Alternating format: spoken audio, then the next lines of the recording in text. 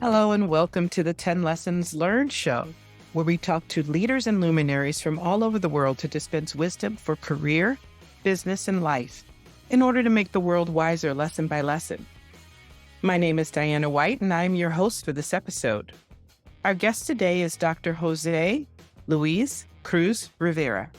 Dr. Cruz Rivera is the 17th president of Northern Arizona University, NAU. Since beginning his tenure in June of 2021, he has worked with the university community to create a bold vision for a new NAU, focused on the delivery of equitable post-secondary value, and to enact several signature initiatives designed to position NAU as the nation's preeminent engine of opportunity, vehicle of economic mobility, and driver of social impact. A leading national advocate for policies to expand opportunities and improve educational outcomes for all students, especially those who have been historically underserved. Cruz Rivera is a frequent keynote speaker and writer on higher education issues and serves on several regional and national boards of organizations that work to advance equitable educational policies and practices. Welcome, Dr. Cruz Rivera. Thank you for having me. Oh, I'm so excited. So viewers and listeners, it is very rare that you get to interview the president of the university that you graduated from. So I am excited, I am stoked, and I'm just hoping not to mess this up for us. Okay, so we'll keep telling. Oh, Dr. Cruz Rivera, I'm going to throw you a cold ball. First question, what would you tell your 30-year-old self? My 30-year-old self. Well, I think there's so many things I could tell my 30-year-old self, but I would think buckle up for a fantastic ride would probably be appropriate. I think so, I dare say, for sure. Now let's get into lesson number 1. And our viewers and listeners know, if they watch my episodes, that I don't like to get insight into these in advance. I want to be just as wowed by the wisdom as everybody else at the same time. So lesson number 1, learn from others, but always be you. And I love the way you've put this. So talk to me about this. Well, I think what I mean by that is that when you look at the popular literature on leadership, sometimes you're led to think that there is a particular type of leader, right? That you are either born into being a leader or that you can learn from others and adapt your own life to be like them.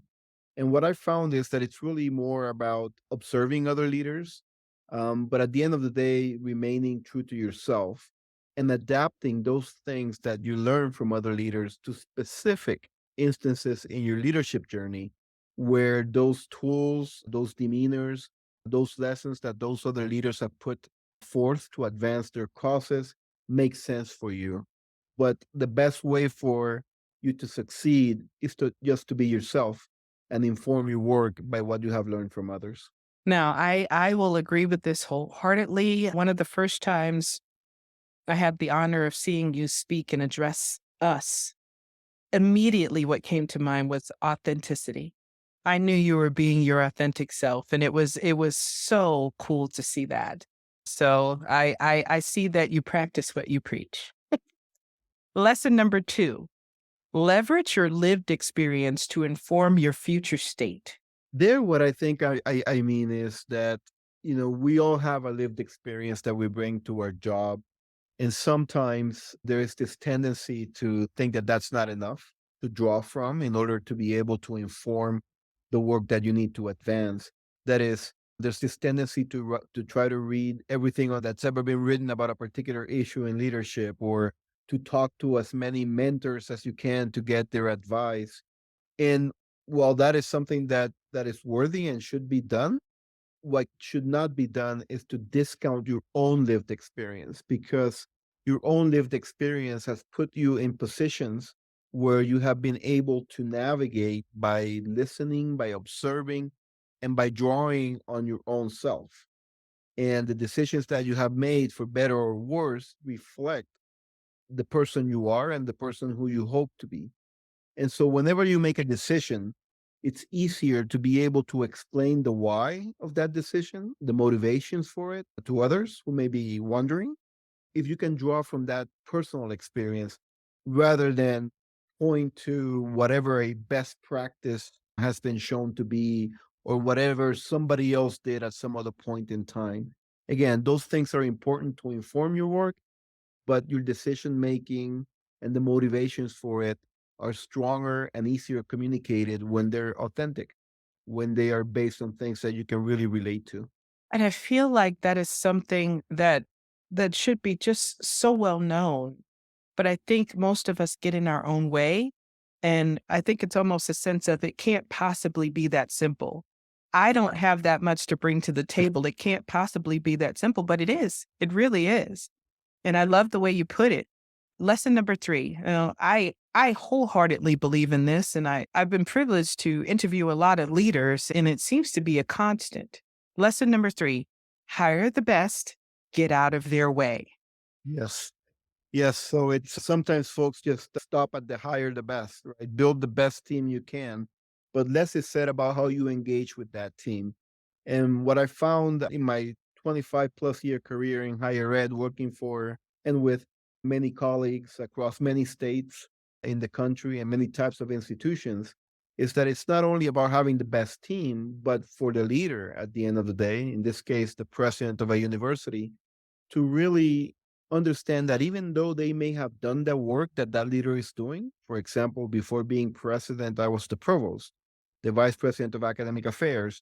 So you would think, or I would normally think, oh, yeah, I know how to solve that problem. Even when you think that, you need to have the discipline and the constraint to step back and allow your current provost, who you have empowered to drive the work forward, to do the work, understanding the provost, understanding that you are there for them as a thought partner and that you are there to help them coach them through certain situations that may be new to them, but that may not be so new to you. Now, the importance of that, of not overstepping and just saying, get out of the way, I've done this, I know how to do this, is that inevitably the current provost in this case that we're using as the example is closer to the issue, is closer to the people, is closer to the culture, and so, or even though you may have dealt with this in California, it's not the same as dealing with it in Arizona. And so build that best team, get out of the way, make sure they know they can count on you at any given point in time for thought partnership and support and just let things play out. Of course, if you have arranged your relationships in such a way to ensure that this is the case, you will also see that you will have a lot of visibility into the work. That is, you will not be really surprised much because even though your team is doing the work, they're keeping you abreast of how things are going. And so that helps with the accountability piece that as president, you can't really delegate. And I think there's a critical part that is missing too that people don't realize is that in turn, when you do this, when you kind of get out of the way and you're a cheerleader and a resource, you develop your leadership skills. It helps you develop your leadership skills. You can't do that if you're still quote unquote micromanaging. And a lot of people don't realize that it's not just for the benefit of the employee that is stepping into their role and trying to do their best, but it's you gain from that because you gain those leadership skills. That is right. And new perspectives and new ways to your point of approaching things. By being more of a coach and less of a manager, you're in this conversation that allows you to leverage skills and perspectives that you may not have. But the person you have entrusted to do the work does and is sharing it with you in real time as they're trying to meet a challenge. And that leads us right into lesson number 4, which is literally coach more, manage less. Yes, I think, and this has taken me a little bit of time to really learn this lesson myself throughout my career.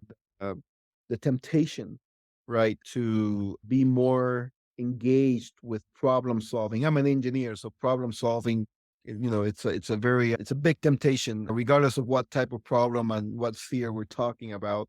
But it has been difficult to resist that temptation, and so even though I may have gotten the lesson of hiring the best and getting out of their way, I was more often alongside rather than behind and in support.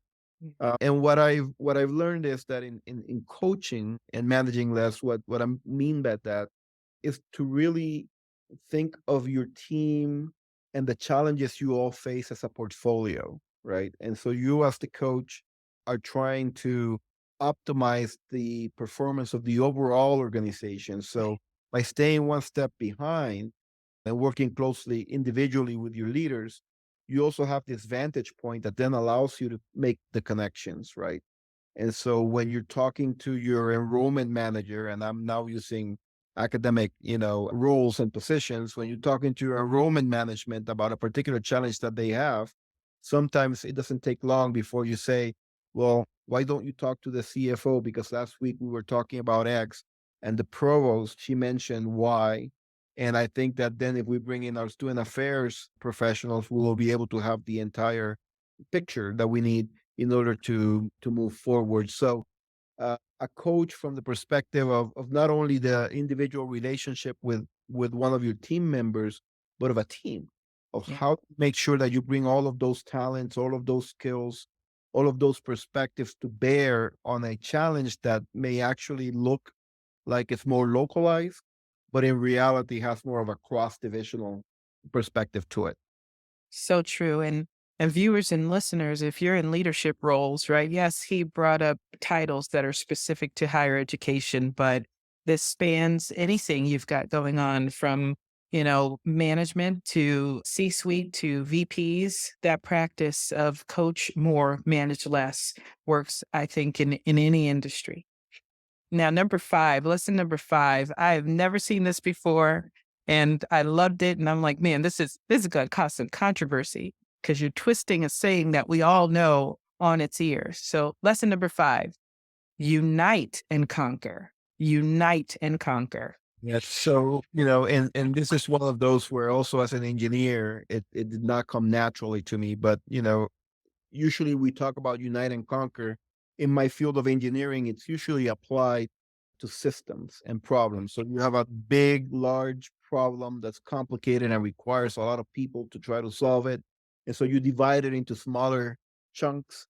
You assign it to different teams. You create the processes and the structures that will allow everybody to work together and eventually bring their respective solutions to bear. And then in that way, you solve a big problem that not one particular team or person could on their own.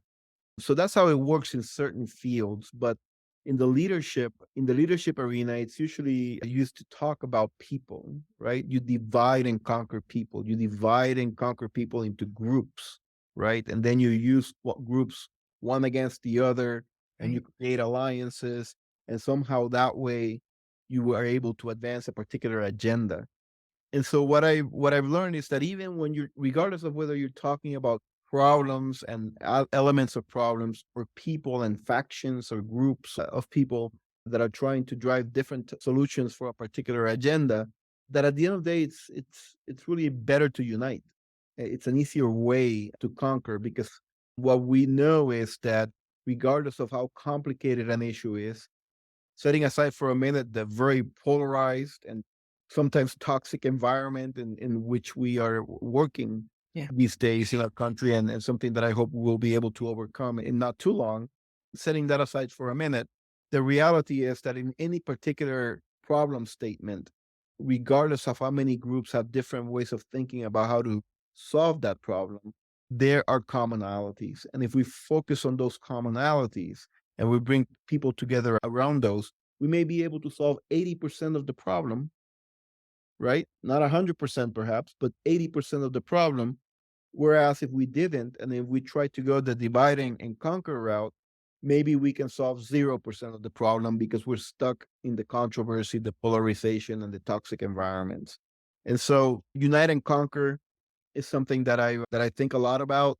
I think about it from the standpoint of something I read many years ago, which is you should always try to be soft on the people and hard on the problems. Mm.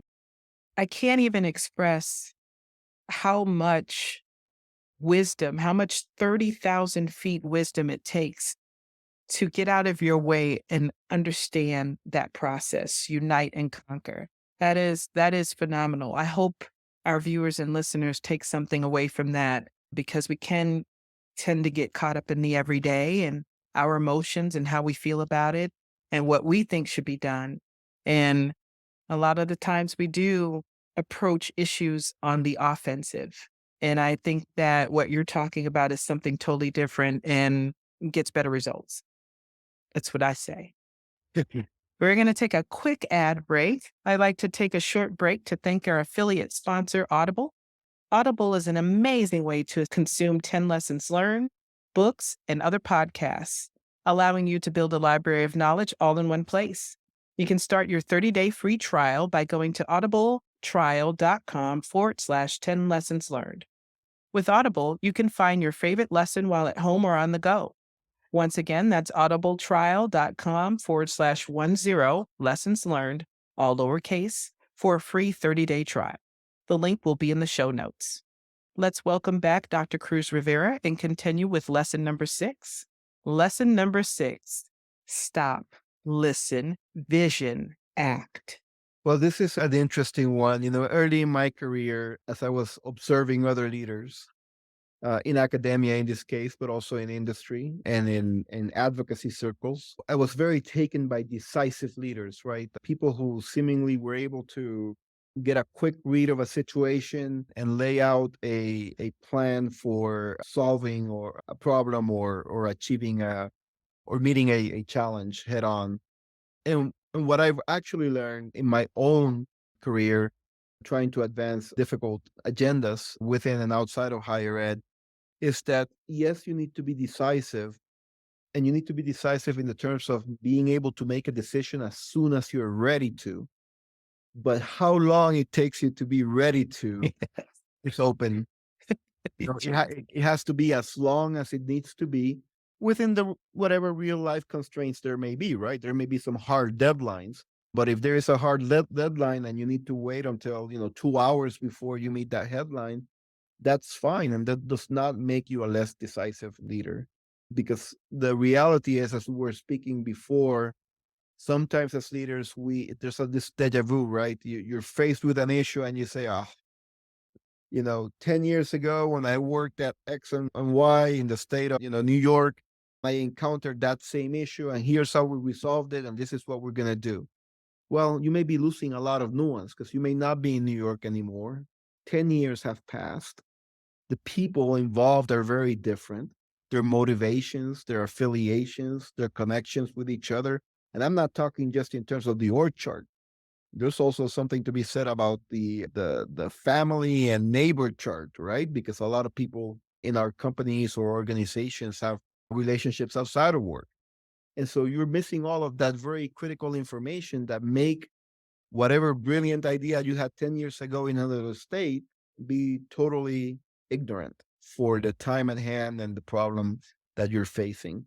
And so I've learned to resist that temptation. And even though the deja vu may be there, and I think I know exactly how to manage it, stop, really listen as much as you can, right? Then start envisioning how different approaches may play out over time. Listen again, and then just then, and perhaps running out of time, you make a decision. That decision for some may not be decisive because it took you 2 months, but it will probably be the best decision that you could have made given the information you had and the resources available to you. And so I have, again, this one has taken me a little bit of time, but I have learned to be at peace with taking as much time as I need to make decisions. I love that. I love that. Now, lesson number 7. I was thrown by this. I'm dying to hear what this is. Lesson number 7, calibrate intentionality bias. Tell me about that. Well, in very, especially when you have high stress situations and there's a lot at stake. A lot of this happened, for example, during the COVID crisis. So we were just, regardless of your industry or the type of organization you worked for, we were all under a lot of stress, very high stakes, not only on the professional side, but also the personal aspects of our life. And so what I what I found was, and it was exacerbated during this time, but it's something that I've been aware of for many many years, is this tendency to to have intentionality bias in the sense of when somebody says something to you, or you get an email that's a little cryptic, or somebody passes you by in the hall and for whatever reason doesn't make eye contact, there's this tendency to ascribe the worst possible intention, Very true. right? And then that leads down a path that inevitably creates more tension and makes it more difficult to ensure that everybody is being trusting of each other and feeling that they have the capacity to bring their whole selves into a discussion about how to meet a particular challenge. And what I've tried to come to terms with, and I say this a lot to my colleagues, is calibrate your intentionality bias. In fact, unless you have really, really, really good reasons to think otherwise, think the best of what the intentions were. And usually that works out, right? That offhand comment was just that, perhaps not a well thought out offhand comment. That email was written in a rush, in a particularly stressful time for a person taking a kid to a medical appointment.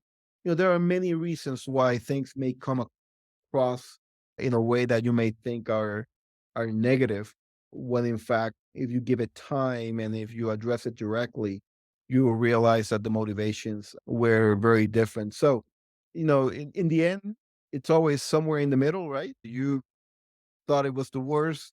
They thought it wasn't that bad. It's somewhere in the middle. And it's a better way to live your life generally, not just at work, to always give the other the benefit of the doubt and the best intentions to what they do. I believe in that. And I also believe that 90% of the time it isn't even about you. It isn't even about you. They weren't even thinking about you, but you made it about you. I love that one. Lesson number 8. Avoid controversy as you embark on the road to irreversible progress. Mhm. Well, so, and this is maybe more true in academia, perhaps in other spaces as well. But we are routinely faced with very difficult challenges that have a sense of urgency to them. The legislature makes a pronouncement that universities need to do X. The faculty is on the verge of meeting to do a vote of no confidence on the president or some other administrator. The alumni are upset because the athletics teams are not being given the support they need. And, we can go on and on. And there's this tendency to try for leaders to try to make bold pronouncements on how we're going to resolve this, right? As a way to perhaps calm the situation, project leadership, and provide some sense of there being a light at the end of the tunnel, right? True. Problem with that is that in doing so, you're probably reacting to the moment in a way that will more likely than not create controversy, because then people will start asking questions. Well, what do you mean we're going to do that? And by how and with what resources, and who was consulted? And so then you get bogged down in the controversy. As really what you would want to be doing is using that time to get everybody on board on the road to a place where you have achieved what I call irreversible progress, which is not only that you solved the problem, but you solved it irreversibly, Mm. right? Have created the structures, the alliances, changed the culture in whatever way is needed to ensure that that doesn't happen again, because you have many, many, many other things you want to work on. And so it's all about making sure that you're focusing on what I call the quality of execution, right? So there's this big problem. Some people are upset. There's a sense of urgency. You stop, you listen, you envision possible ways of solving it, and then you act, and then you act with high quality to ensure that you get to that place of irreversible progress. Don't just react immediately and say, we're going to solve it, you know, call me in 3 weeks, because then in 3 weeks, you're just going to have a lot of controversy on your hands to deal with. I'm hearing an underlying vein here, which is don't fall for the pressure. Take your time. And I love that. And it's kind of segues what we were just talking about into lesson number 9. Quality of execution trumps ambitious pronouncements. It's just what you talked about. Yeah, yeah, well, and basically it's a subset of our our previous statements in the sense of, okay, so now you've decided, you stopped, you've listened, you have some approaches, then you want to execute with quality. And so the quality of execution trumps the boldness of reform in the sense that you're focusing on the work rather than the pronouncement. Mm.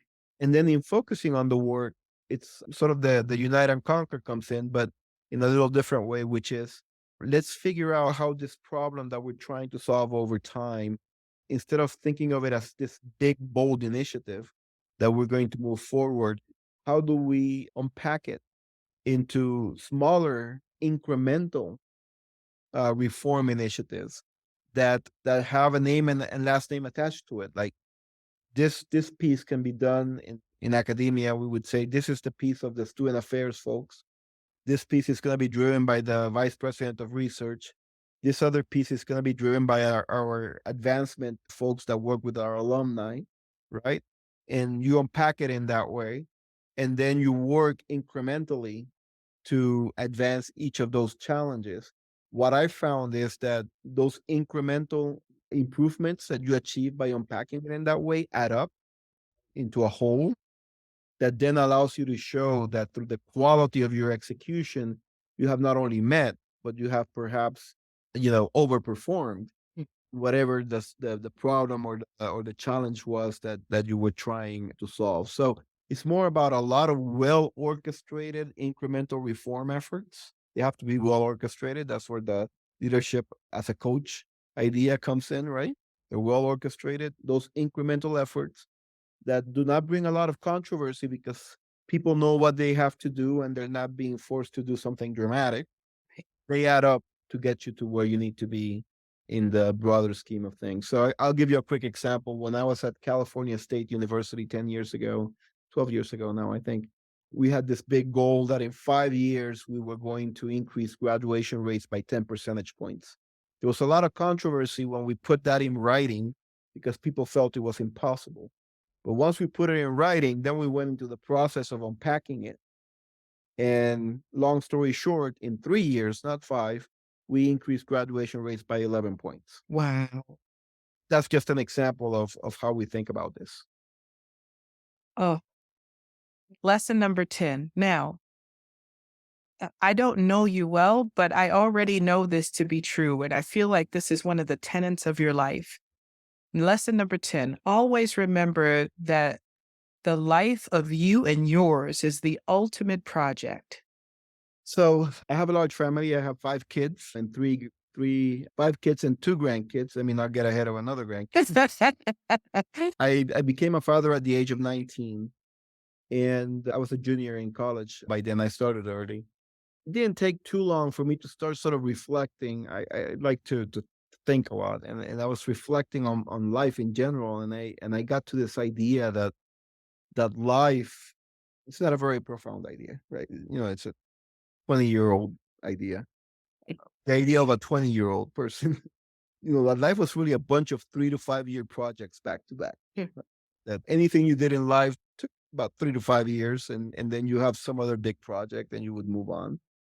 And so I was thinking of it that way, almost as a project manager, life from the perspective of a project manager. But after several of those small projects, right, graduating from college, going to grad school, right, etc., you start adding them all up, getting my first job. It became clear that the only thing that was constant and the only project that I would ever be really truly evaluated on was the way I conducted my life and supported my family. Mm.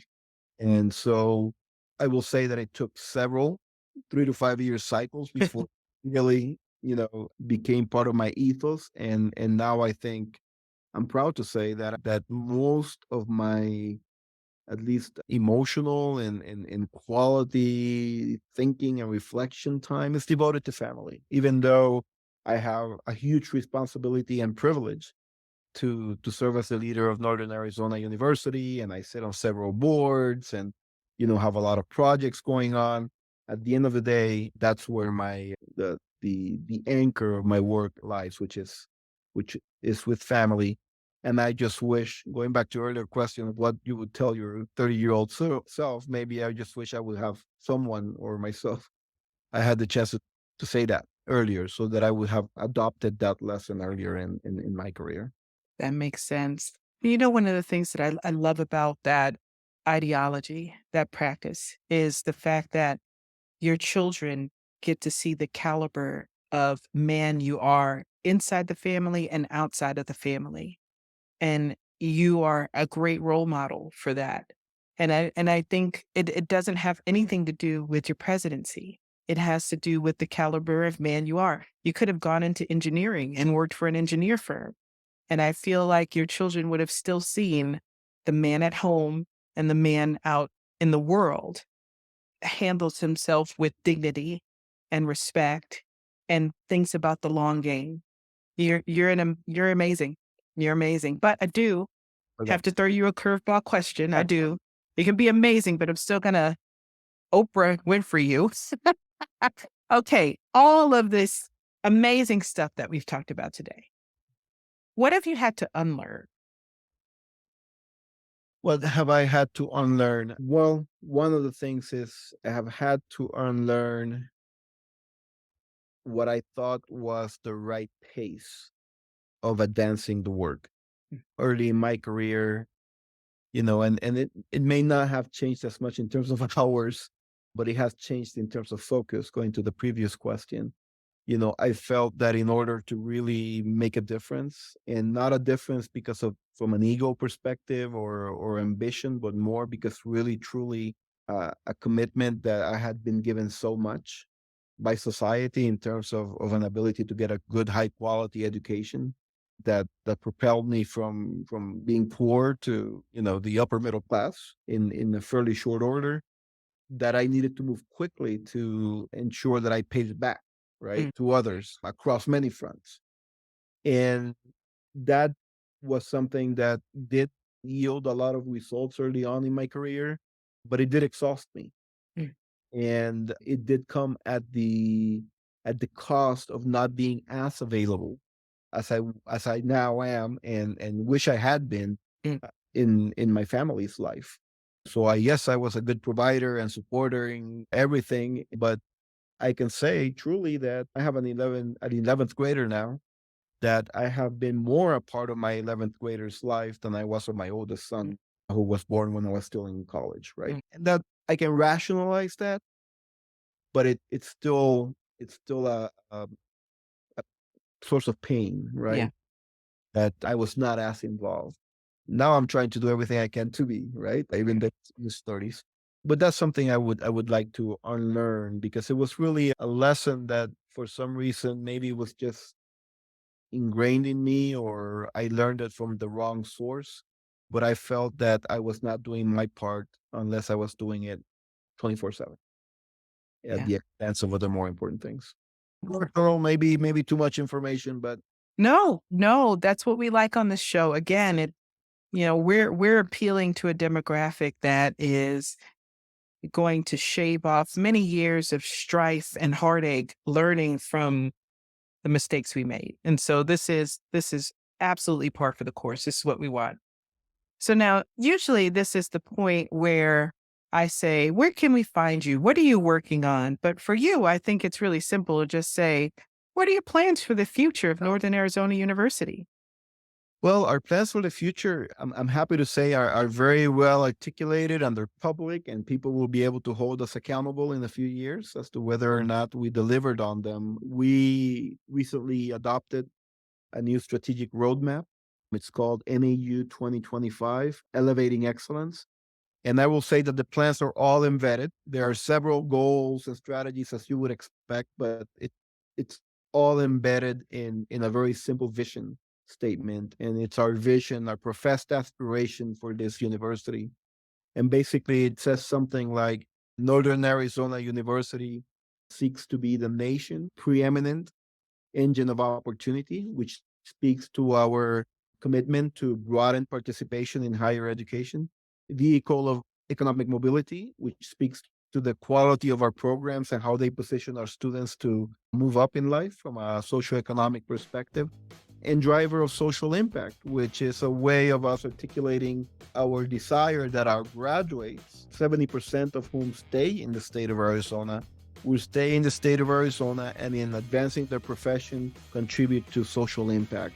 And this is, for example, through the work that they do as nurses in underserved populations where they can bring their multicultural perspectives to bear in the care of Native American populations, Latino populations, Black populations, rural populations, etc. And that we would do all of that by delivering on what we call equitable post-secondary value, which is to say, if you entrust your educational future to NAU, we are committed to ensuring that you get value from that experience and that that value does not differ or is not colored by or influenced by your socioeconomic background, your ethnic background, or where you come from. So that is the vision statement. And so all of our plans align to making that a reality. So I am a living proof that a degree with NAU gets you where you want to go. I'm living proof of that. Oh my goodness. I want to thank our guest, Dr. Cruz Rivera, for sharing his lessons with us today. This was an amazing one. I'm telling you, it was a full circle one for me, everyone. I'm going to exit out the show. You've been listening to 10 Lessons Learned. This episode is produced by Robert Hossery, supported as always by the Professional Development Forum. Please tell us what you think of today's lessons. You can email us at podcast@10lessonslearned.com.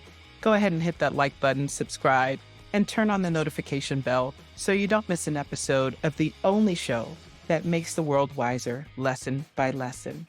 Thank you, everybody. Be safe.